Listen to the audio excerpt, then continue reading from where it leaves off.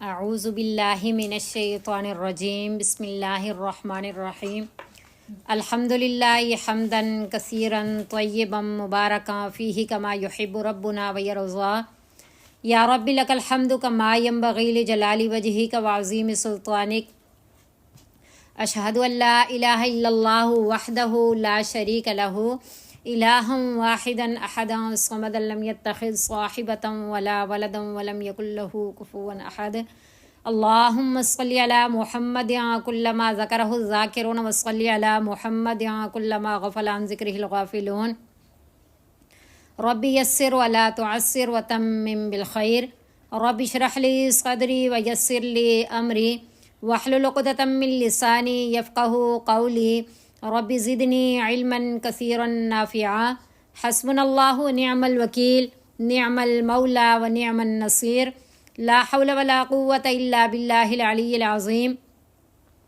وما توفیقی الا باللہ علیہ توکلت والیہ انیب سبحانک لا علم لنا الا ما علمتنا انک انت العلیم الحکیم۔ بسم اللہ الرحمن الرحیم۔ آج ہم پڑھیں گے پارہ نمبر 29 ہے اور سورۃ المزمل کا رکوع نمبر ہم آج 2 پڑھیں گے۔ پہلے رکوع میں ہم نے سمجھا تھا کہ یہ سورت جو ہے یہ اوائل اسلام میں سے ہے، یعنی ابتدائی اسلام میں سے ہے، جب نبی صلی اللہ علیہ وسلم پہ وحی نازل ہوئی تھی سورہ علق، تو اس وقت جو ہے نبی صلی اللہ علیہ وسلم گھر تشریف لائے، ایک خوف والی کیفیت میں تھے، گھبراہٹ میں، اور اس وقت حضرت خدیجہ رضی اللہ تعالی عنہا سے کہا نبی صلی اللہ علیہ وسلم نے زملونی زملونی۔ بہرحال پورا ہم نے یہ واقعہ پڑھا، سمجھا، اور تہجد کی فرضیت ہوئی، اور اس میں طویل جو ہے قیام وہ بھی فرض تھا، تہجد بھی فرض اور طویل قیام بھی فرض۔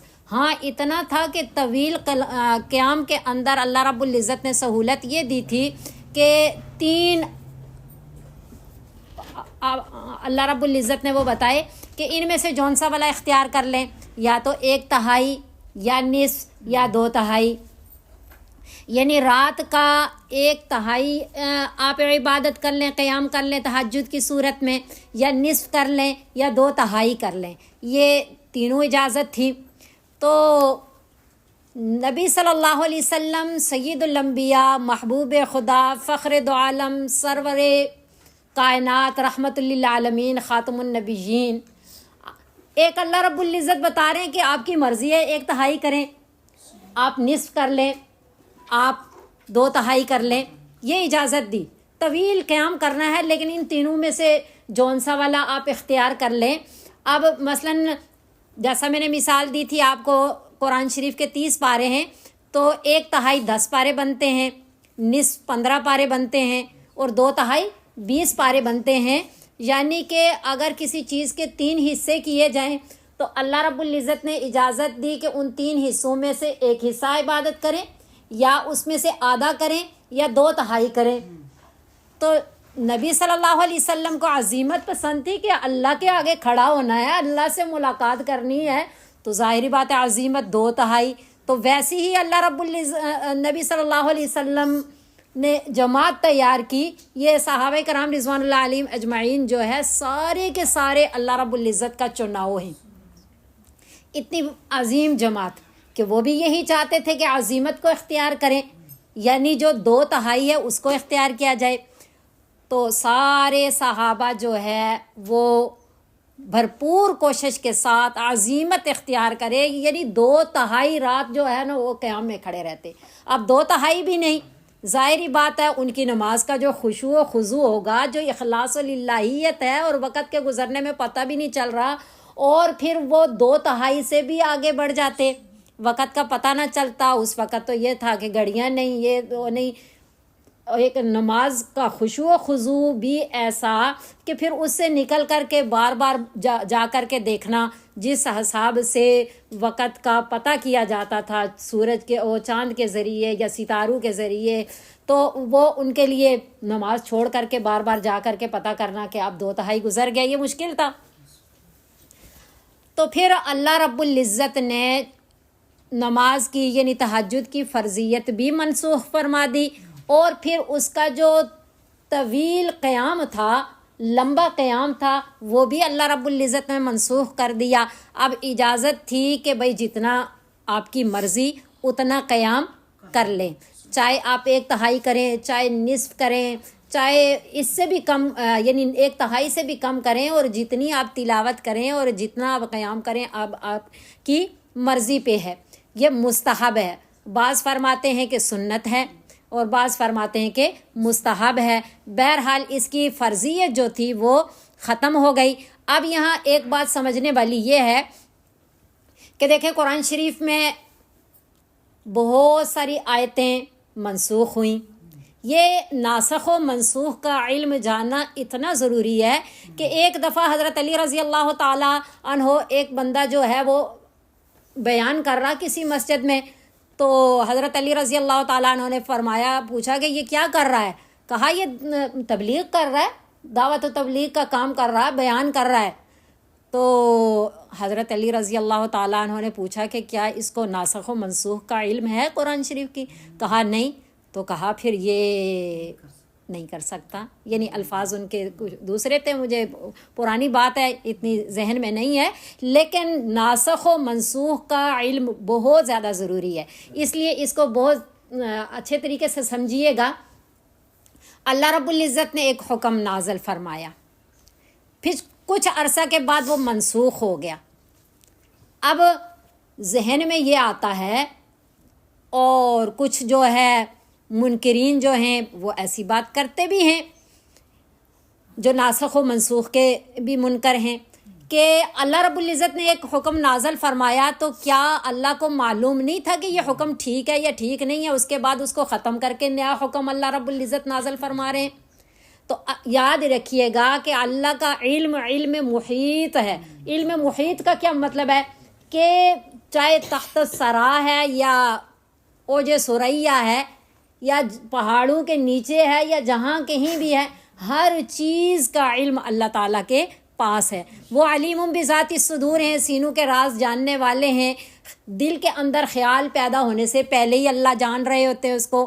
اللہ رب العزت کا علم محیط بھی ہے، ازلی بھی ہے اور ابدی بھی ہے، ہمیشہ سے ہے، ہمیشہ رہے گا، اور علم کلی ہے، علم محیط ہے، ہر چیز کا احاطہ کیے ہوئے ہے اللہ تعالیٰ کا علم۔ اللہ کو بالکل معلوم ہے کہ یہ والا حکم کتنے وقت کے لیے ضروری ہے اور اس کے بعد کون سا والا حکم دینا ہوگا، یہ اللہ تعالیٰ کو معلوم ہے۔ لیکن جب اللہ رب العزت کسی آیت کو، کسی حکم کو نازل فرماتے ہیں تو اس وقت اس کا تعین نہیں کیا جاتا کہ یہ اتنے عرصے کے لیے، بتایا نہیں جاتا، اللہ کو معلوم ہے کہ کتنے وقت کے لیے۔ جیسا ہم نے اس میں بھی پڑھا کہ اللہ رب العزت نے تہجد کو فرض کیا صحابہ کرام رضوان اللہ علیہم اجمعین پہ اور نبی صلی اللہ علیہ وسلم پہ، تو فرمایا کہ یہ کس لیے ہے؟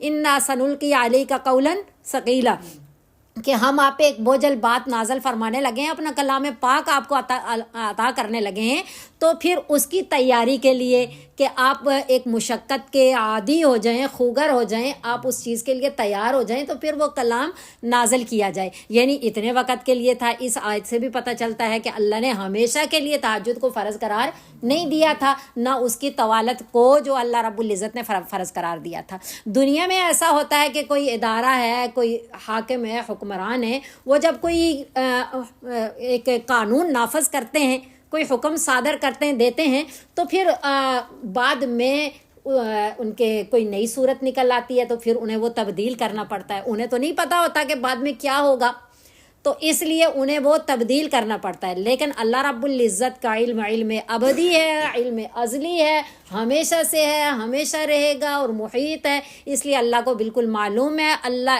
اس لیے آیت کو منسوخ نہیں کرتے کہ نعوذ باللہ اللہ کو پہلے معلوم نہیں تھا، بعد میں معلوم ہوا تو نیا حکم نازل کیا۔ اس طرح تو دنیا میں، یہ تو اللہ کی بات ہے، دنیا میں ہم دیکھتے ہیں کہ ایک ڈاکٹر دوائی دیتا ہے اور پھر جب دوبارہ ہم جاتے ہیں نا تو دوائی چینج کر دی جاتی ہے۔ اب یہ نہیں ہوتا کہ بھائی ڈاکٹر نے جو پہلی دوائی دی تھی اس کو پتہ نہیں تھا، بلکہ اس نے وہ جو دوائی دی تھی ایک طبیعت کو بہتری کی طرف لانے کے لیے، جو تھوڑی بہتر ہو گئی تو اب نئی دوائی دے دی جاتی ہے۔ تو ایک ڈاکٹر اگر وہ جو دوائی پہلے دے رہا ہے وہ غلط نہیں دے رہا، وہ اس کی طبیعت کے حساب سے دے رہا ہے، اور جو چینج کر رہا ہے اب بعد میں طبیعت چینج ہو گئی تو دوائی بھی چینج ہو گئی۔ تو یہ تو اللہ وحدہ لا شریک کی ذات ہے جو ہر غلطی سے مبرہ و منزہ ذات ہے۔ پہلے بھی ہم نے پڑھا تھا کہ اللہ کسے کہتے ہیں؟ جو تمام صفات کی جامع ذات ہے، کوئی صفت ایسی نہیں جو کمال کے ساتھ اللہ کی ذات میں موجود نہ ہو، اور تمام نقائص سے منزہ و مبرہ ذات ہے کہ کوئی بھی ایسا نقص نہیں ہے نعوذ باللہ جو اللہ کی ذات میں ذرہ برابر بھی موجود ہے۔ اسی لیے ہم بار بار اس چیز کو سمجھتے ہیں کہ یہ اللہ تعالیٰ کا کلام پاک ہے، دنیا کی کوئی طاقت نہیں ہے جو اس میں رد و بدل کر سکے، ایک نقطے زیر زبر کا فرق لا سکے۔ یہ اللہ رب العزت کا کلام پاک ہے۔ جس طرح اللہ وحدہ لا شریک کی ذات جو ہے ہر نقص سے منزہ و مبرہ ہے، بالکل اسی طرح اللہ کا کلام بھی ہر نقص سے منزہ و مبرہ ہے۔ اللہ نے اس کی حفاظت کا ذمہ لیا، انا نحن نزلنا الذکر و انا لہ لحافظون، کہ ہم ہی اس کو نازل کرنے والے ہیں اور ہم ہی اس کے محافظ بھی ہیں۔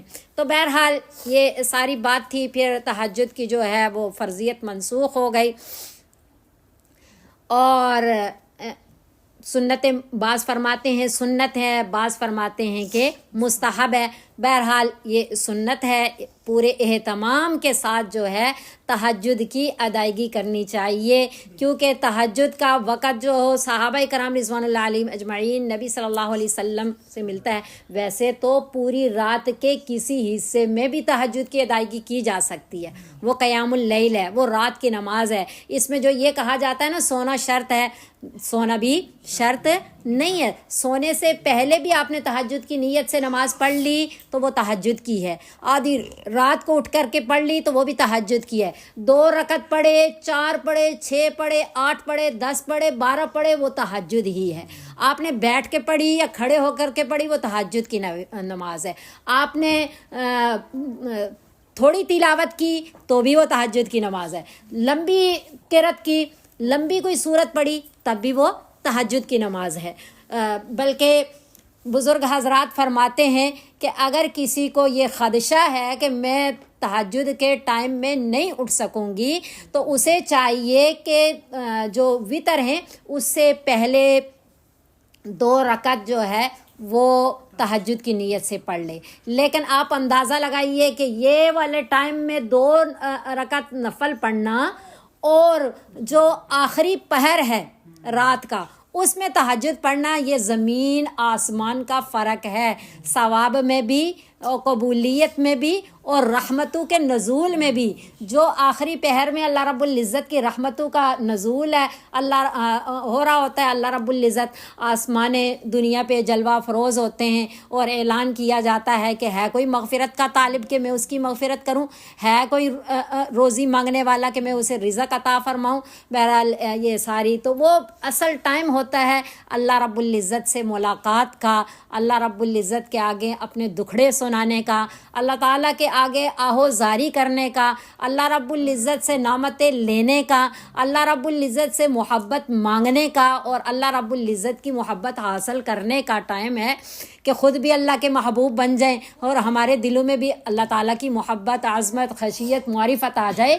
تو اصل ٹائم وہ ہے، بجائے اس کے کہ ہم دائیں بائیں آگے پیچھے جا کر کے اپنے ایمانوں کو بھی برباد کر کے آئیں کہ فلاں جگہ سے ہمیں یہ دیکھیں، یہی تو ہمارا امتحان ہے۔ ہم جو کہہ رہے ہوتے ہیں نا کہ فلاں جگہ میں گئی، لوگ کہتے ہیں کہ یہ بدعت ہے اور یہ راستہ ٹھیک نہیں ہے، گمراہی کا راستہ ہے، درباروں پہ نہیں جاتے، فلاں جگہ نہیں جاتے، اس طرح یہ گناہ ہے، تو مجھے تو ادھر سے فائدہ ہوا ہے، مجھے تو ادھر سے فائدہ ہوا۔ یہ فائدہ نہیں ہوتا، یہ رسی ڈیلی ہوئی ہوتی ہے۔ اللہ پھر رسی ڈیلی چھوڑ دیتے ہیں کہ جب تخلیق پوری کائنات کی انسان کے لیے میں نے کی کہ اس کو مخدوم کائنات بنا دیا، ساری جہاں کو اس کی خدمت کے لیے لگا دیا، اس کو اشرف المخلوقات بنا دیا، اس کی تخلیق بھی فرمائی، اس کی زندگی کے بقا کے سارے انتظامات میں نے کیے، سب کچھ میں نے دیا، اور یہ جو ہے جا کر کے اپنی پیشانیاں غیروں کے آگے ٹیک رہے ہیں۔ اللہ رب العزت قرآن شریف میں فرماتے ہیں ان اللہ لا یغفر ان یشرک بہ ویغفر ما دون ذلک لمن یشاء، اللہ ہر گناہ کو معاف فرما دیں گے اگر چاہیں گے میدان حشر میں، لیکن شرک کے ساتھ جو دنیا سے چلا گیا نا اس کے لیے کوئی معافی نہیں ہے۔ فلا نقیم لہ یوم القیامت وزنا، اللہ فرما رہے ہیں ایسے لوگوں کے لیے تو میزان رکھا بھی نہیں جائے گا۔ کچھ لوگ جس طرح بغیر حساب کتاب کے جنت میں چلے جائیں گے، بالکل اسی طرح کچھ لوگ بغیر حساب کتاب کے جہنم میں بھی چلے جائیں گے۔ اللہ ہمیں معاف فرما دیں۔ اللہم اجرنی من النار، اللہم انی اسألک رضاک والجنہ واعوذ بک من سخطک والنار۔ اے اللہ ہم آپ سے آپ کی رضا اور جنت کا سوال کرتے ہیں اور آپ کی ناراضگی اور جہنم سے پناہ چاہتے ہیں، اس لیے بہت محتاط زندگی گزارنی چاہیے۔ 2 اشعار کی صورت میں بات سناتی ہوں، اکثر میں ایک بات سمجھانے کے لیے کہتی ہوں، تو اس لیے بالکل بھی ناراض نہیں ہوئیے گا کہ میں اکثر اس شعر کے ذریعے مثال دیتی ہوں کہ جو کتا در در کا ہو اسے در در در در ہو، جو ایک ہی در کا ہو اسے کاہے کو در در ہو۔ کہ جس کتے کا کوئی مالک ہوتا ہے نا وہ ہر گھر کے آگے جا کے کھڑا نہیں ہوتا، اسے پتہ ہے کہ میں اس گھر میں میرا مالک رہتا ہے، وہ مجھے ٹائم پہ کھانا دے دیتا ہے، مجھے دوسرے دروں میں جا کے کھڑے ہونے کی ضرورت نہیں ہے دائیں بائیں پھرنے کی۔ اور جس کا کوئی مالک نہیں نہ ہوتا وہ ہر دروازے پہ جاتا ہے اور ہر دروازے پہ اسے کیا کہا جاتا ہے؟ در در کہا جاتا ہے۔ تو جو کتا در در کا ہو اسے در در در در ہو، جو ایک ہی در کا ہو اسے کاہے کو در در ہو۔ تو ہم نے یہ نہیں بننا، بلکہ ہم نے کیا بننا ہے؟ کبھی طاعتو کا سرور ہے، کبھی اعتراف قصور ہے، نہیں ملک کو جس کی خبر وہ حضور میرا حضور ہے۔ کہ کبھی طاعت ہم اپنی جو اللہ رب العزت نے ہمیں کلاس نصیب فرمائی، سچا عقیدہ نصیب فرمایا، نبی صلی اللہ علیہ وسلم کے مبارک سنتوں پہ عمل کی توفیق مل گئی تو یہ یاد آتا ہے تو بڑا دل میں سرور پیدا ہوتا ہے، بڑا سکون ملتا ہے کہ الحمدللہ اللہ رب العزت نے ہمیں صراط مستقیم پہ چلنے کی توفیق دی، نبی صلی اللہ علیہ وسلم کی سنت پہ عمل کی توفیق دی، اللہ رب العزت کا کلام پاک اس کی تلاوت کرنے کی، اس کو سمجھنے سیکھنے کی اللہ نے توفیق دی، تو کیا ہوتا ہے دل میں ایک تازگی، ایک محبت، ایک سرور، ایک ایمان کی تازگی محسوس ہو رہی ہوتی ہے۔ اور کبھی اعتراف قصور ہے، جہاں غلطیاں ہو جاتی ہیں، جہاں گناہ ہو جاتے ہیں، جب بھی یاد آتے ہیں تو دل فوراً اعتراف کر لیتا ہے کہ میں نے بہت غلط کیا، اتنی بڑی جلالت والی ذات کی میں نے نافرمانی کی۔ یہاں کبھی استاذ کی نافرمانی کر دیں تو کتنا ڈر لگتا ہے کہ پتہ نہیں کتنا سا ناراض ہوں گے، معلوم نہیں کیا سزا ملے گی، استاذ کی نافرمانی ہو جائے تو کتنا ہم ڈر محسوس کر رہے ہوتے ہیں، لیکن اتنی بڑی ذات کی کہ جس کے قبضہ قدرت میں سارا جہاں ہے اور جس نے فیصلہ کرنا ہے اعمال تولے جائیں گے جنت اور جہنم کے، تو اس کی میں نے نافرمانی کی تو کتنا دل کے اندر اعتراف بھی، شرمندگی بھی، معافی بھی، ایک جذبات پیدا ہوتے ہیں، تو انسان جو ہے معافی تلافی کرتا ہے۔ تو کبھی طاعتو کا سرور ہے، کبھی اعتراف قصور ہے، نہیں ملک کو جس کی، ملک کہتے ہیں ملک فرشتوں کو، نہیں ملک کو جس کی خبر وہ حضور میرا حضور ہے۔ کہ فرشتے تو نافرمانی کرتے ہی نہیں ہیں نا جو رو دو کے اللہ سے معافیاں مانگے، یہ تو اللہ نے اس کے لیے ہمیں پیدا کیا کہ غلطی ہو جاتی ہے تو تڑپتے ہیں، دکھتے ہیں، سجدے میں جاتے ہیں اللہ معاف کر دیں، آپ کی نافرمانی کیا آئندہ نہیں ہوگا، اللہ روز اللہ سے وعدے کر رہے ہوتے ہیں اللہ آئندہ نہیں کریں گے۔ تو یہ بڑا ایک عجیب سا ایک اللہ سے تعلق ہے۔ تو بہرحال تہجد کی نماز کی بات ہو رہی تھی کہ اس ٹائم میں اللہ سے مانگیں اور اللہ ہی سے مانگیں۔ ان ربک یعلم، آپ سبق پڑھ لیتے ہیں، सूरह मुज़म्मिल का दूसरा रुकू है, इन्ना रब्बका, बेशक आपका रब, यालमु, जानता है, अन्नका तकूमु, ये कि आप तकूमु क़याम करते हैं, अदना मिन सुलुसैल लैली, 2/3 के करीब करीब पहुंच जाते हैं। आप अजीमत को इख्तियार कर रहे हैं, अल्लाह को मालूम है। आपको अल्लाह ने कहा था कि आप 1/3 भी कर सकते हैं, आप निस्फ भी कर सकते हैं, तो वाकई आप क्या हैं, सच्चे पैगंबर और महबूब हैं कि आप, अल्लाह को मालूम है कि अदना मिन सुलुसैल लैल, 2/3 के करीब पहुंच जाते हैं, व निस्फहु व सुलुसहु, और उसका निस्फ भी और उसका सुलुस भी, व ताइफतुम, और एक जमात भी सहाबाए कराम की, मिनल लदीना, उन लोगों में से, माका, जो आपके साथ है। अल्लाह को मालूम है।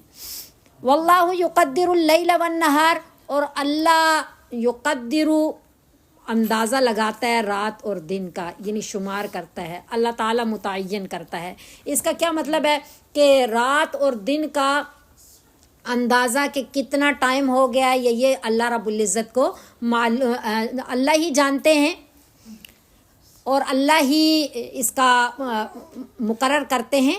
आलिमा, जान लिया, अल्लन तुहसूहु, ये कि हरगिज़ नहीं शुमार कर सकोगे तुम उसको, फताबा, पस रुजू किया अल्लाह ने, अलैकुम, तुम पर, तो फ़क़रऊ मा तयस्सर मिनल क़ुरआन, अब पढ़ो जो जितना मुयस्सर हो, जितनी इस्तात हो, जितनी चाह हो, मिनल क़ुरआनी, क़ुरआन से।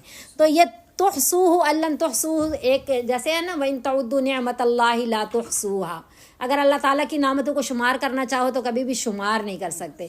तो मैंने आपको जैसे पहले बात बताई कि सहाबा कराम रिज़वानुल्लाह अलैहिम अजमाइन का खुशू व खुजू, नमाज़ पढ़ना शुरू होते तो पता ही नहीं चलता किधर से किधर टाइम चला गया।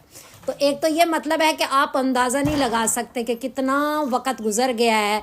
तो इसलिए जो है क्या नाम है, अल्लाह रब्बुल इज़्ज़त ने इजाज़त दे दी कि जितना मर्ज़ी है पढ़ें, ताकि जिस टाइम में, ताकि आप जो है आगे जो सुबह की नमाज है वो भी आराम सुकून से उसके टाइम में पढ़ सकें, और दिन को जो दावत और तबलीग और घर का और सारे काम काज हैं जिसमें आप मसरूफ़ रहते हैं उसको भी कर सकें। तो एक तुहसूहु का ये मतलब है कि तुम मुदावमत नहीं इख्तियार कर सकोगे, यानी अभी से तो हमने 2/3 जब क़याम करना शुरू हो जाओगे तो इस पे मुदावमत कैसे हो सकती है कि उनके दिन को भी इतनी मेहनतें हैं और पूरी ज़िंदगी ये सिलसिला चलना, तो ये बहुत मुश्किल है। अल्लाह रब्बुल इज़्ज़त को मालूम है कि ये मुश्किल है, और पहले भी मालूम था। अल्लाह रब्बुल इज़्ज़त सिर्फ ये है कि मुशक्क़त का आदी करना चाह रहे थे। आलिमा, उसने जान लिया, अन यकूना, अन क्या है, अन सयकून मिनकुम मरज़ा, ये कि अनकरीब होंगे, यानी तुम में से कोई बीमार भी होगा, व आखरून यज़रिबून फ़िल अर्ज़ि, और कुछ यानी दूसरे लोग जो चल रहे होंगे ज़मीन में, यानी मुसाफिर होंगे, यबतगून मिन फ़ज़लिल्लाह, अल्लाह ताला के फ़ज़ल को तलाश करने के लिए निकले होंगे, यानी ये क्या नाम है, कस्बे माश के लिए निकले होंगे।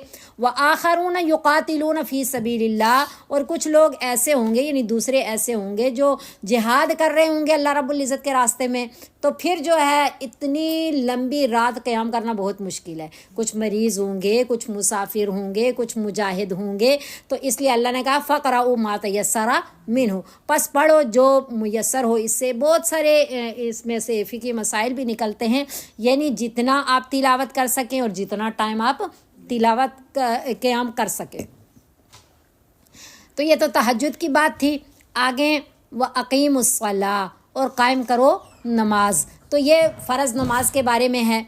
जब तहज्जुद फ़र्ज़ थी उस वक़्त 5 नमाज़ें फ़र्ज़ नहीं थी। हज़रत इब्न अब्बास रज़ी अल्लाह ताला अन्हु फरमाते हैं कि ये जो पीछे आयत पढ़ी है ना, इन्ना रब्बका, यहाँ से लेके फ़क़रऊ मा तयस्सर मिन्हु, यहाँ तक जो अल्लाह रब्बुल इज़्ज़त ने नाज़ल फरमाई, जो पिछला हुक्म तहज्जुद का मनसूख हो गया, उसमें सिर्फ तहज्जुद की फ़र्ज़ियत नहीं, तवालत मनसूख हुई थी, तहज्जुद की फ़र्ज़ियत मनसूख नहीं हुई थी। और जब आप मेराज पे तशरीफ़ लेकर के गए, नमाज़ों का तोहफ़ा मिला और नमाज़ें फ़र्ज़ करार दी गई, उस वक़्त तहज्जुद की फ़र्ज़ियत ख़त्म हो गई। और बाज़ मुफ़स्सिरीन फरमाते हैं कि तवालत और तहज्जुद की फ़र्ज़ियत इकट्ठी ख़त्म हो गई। और क्योंकि हज़रत आयशा रज़ी अल्लाह ताला अन्हा की रवायत है कि ये आधा पहला वाला रुकू जो है جب نازل ہوا تو اس کے 8 ماہ بعد یا پورے 1 سال بعد یہ دوسرے والا رکوع نازل ہوا. پہلے ایک حکم دیا تو اس حکم پہ صحابہ کرام رضوان اللہ علیہم اجمعین اور نبی صلی اللہ علیہ وسلم نے پوری عزیمت کے ساتھ 1 سال عمل کیا. 1 سال کے بعد یہ پھر دوسرے والا رکوع جس نے پہلے رکوع کو منسوخ کر دیا یہ نازل ہوا. تو یہ والا کب ہوا؟ یعنی درمیان میں 1 سال کا وقفہ تھا نا. پہلے والا رکوع جب نازل ہوا جس میں تہجد کی فرضیت کا حکم تھا، اور پھر 1 سال بعد دوسرے والا رکوع نازل ہوا جس میں فرضیت کو منسوخ کر دیا گیا. اسی کے قریب جو ہے معراج کا واقعہ بھی پیش آیا، جہاں اللہ رب العزت نے نبی صلی اللہ علیہ وسلم کو نمازوں کا تحفہ دے دیا تو اس کی فرضیت ختم ہو گئی.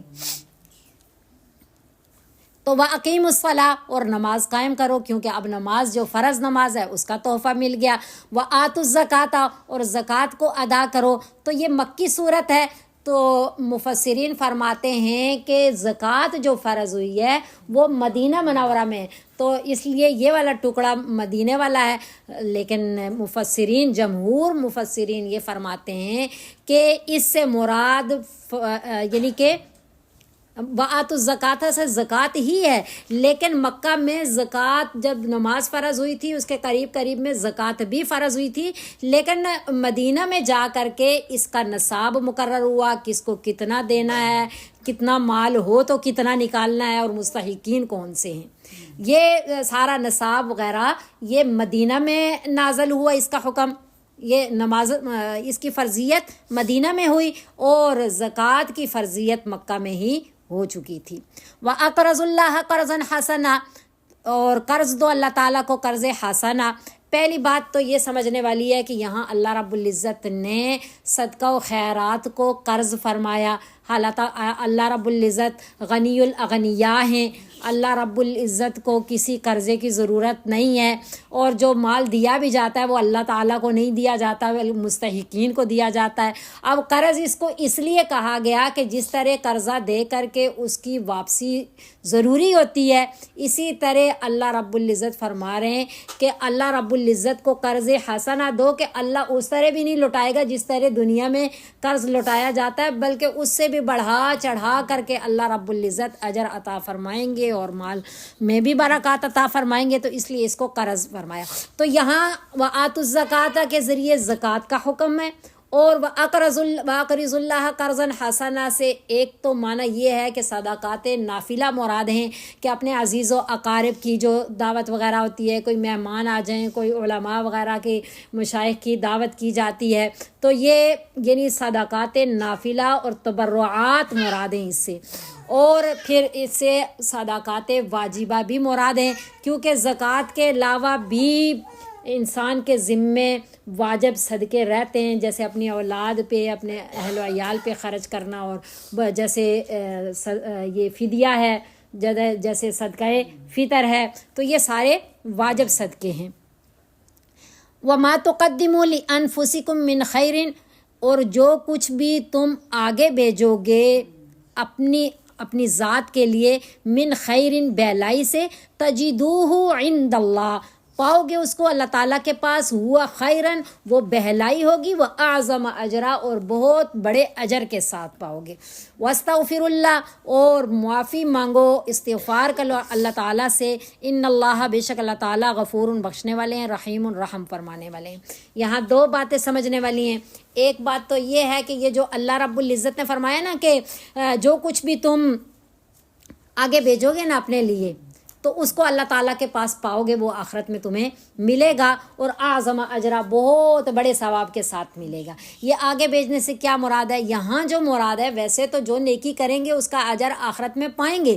جو بھی ہم اعمال صالحہ کریں گے، جو جس طرح کی اعمال والی زندگی گزاریں گے، اس کا خیر و شر کی صورت میں آگے ہم پائیں گے. اچھے اعمال کیے تو اچھا اجر پائیں گے، برے اعمال کیے تو برا پائیں گے. یہاں جو مراد ہے وہ مراد یہ ہے کہ اگر دنیا کے اندر آپ سے نماز قضا ہو گئی، اس کی ادائیگی خود ہی اپنے طور پہ کر کے جائیں. جو زکوٰۃ رہ گئی اس کی ادائیگی خود ہی کر کے جائیں. جو کچھ بھی آپ کے ذمے ہیں، آپ یہ نہ سوچیں کہ ہم مر جائیں گے تو پیچھے کوئی کرتا رہے گا. پیچھے کسی کے ذمے لازم نہیں ہے. اپنی خوشی سے کوئی کرے تو ٹھیک، نہ کرے تو زبردستی، شریعت کی زبردستی نہیں ہے. کیونکہ انسان کے مرنے کے بعد اس کا مال بھی اس کا نہیں رہتا. وصیت کر سکتا ہے تو 1/3 مال کی کر سکتا ہے، اس سے آگے کی کر بھی نہیں سکتا. وہ بھی فدیہ دینا تب لازم ہوتا ہے کہ اگلے نے وصیت کی ہو.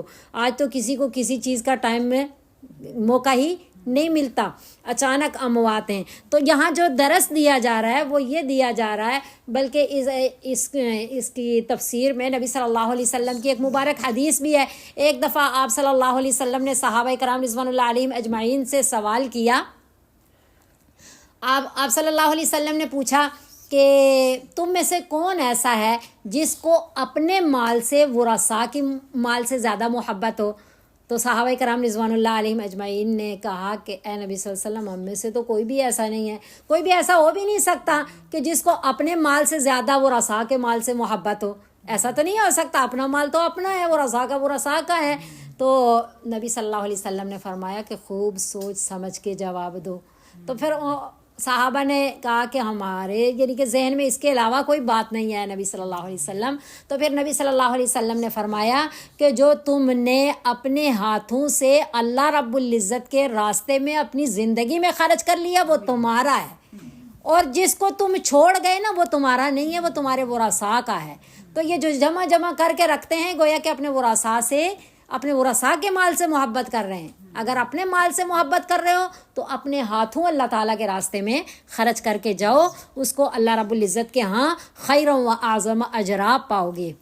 اور واستغفر اللہ، آپ نے قرآن شریف میں دیکھا ہوگا کہ اللہ رب العزت نے جو بھی اب حج کی ادائیگی ہو رہی ہے نا، اینڈ پہ کیا ہے؟ واستغفر اللہ. جہاد کی بات ہو رہی ہے اور سارے اینڈ پہ کیا ہے؟ واستغفر اللہ. معافی، ہر نیک عمل کے بعد استغفار کا کہا گیا ہے. حتیٰ کہ نبی صلی اللہ علیہ وسلم پہ سورہ نصر نازل ہوئی بہت آخری وقت میں، ادھر بھی اذا جاء نصر اللہ والفتح ورأیت الناس يدخلون فی دین اللہ افواجا فسبح بحمد ربک واستغفر انہ کان توابا. یہ کس کو کہا جا رہا ہے؟ نبی صلی اللہ علیہ وسلم کو، کہ اللہ رب العزت کی تسبیح و تحمید بیان کریں اور ساتھ استغفار کریں. تو اس لیے جو ہے ہر نیک عمل، نماز کے بعد بھی استغفار، قرآن شریف کی تلاوت کریں. یہ استغفار صرف کیا ہے؟